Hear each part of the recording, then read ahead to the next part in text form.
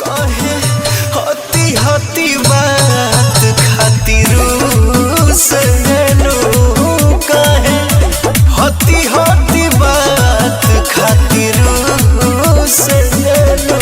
Finally दोस्तों, जिस गाने का कर रहे थे बेसब्री से इंतजार, वह गाना आ चुका है DRS म्यूजिक चैनल से। तो इसी गाने पर बात करने वाले, जो कि गाना कैसा है, तो वीडियो में बने रहिएगा अंत तक। चलते वीडियो को शुरू करते हैं। बात करें इस गाने के बारे में, जो कि गाने का नाम है काहे रूसे लू। इस गाने को लिखे शुभम सुग्रीवास और गाने में म्यूजिक दिए सरगम आकाश। बात करें इस वीडियो सॉन्ग में काम किए हैं पावर स्टार पवन सिंह और ईशानी घोष, जो कि बेहतरीन काम किए हैं। इस गाने के वीडियो क्वालिटी भी ज़बरदस्त का है और इस गाने का शूट भी ज़बरदस्त का किया गया है। और इस गाने का लिरिक्स और म्यूजिक जो है ना भाई, बहुत ही कमाल का और ज़बरदस्त दिया गया है। एक बार सुन सकते हैं।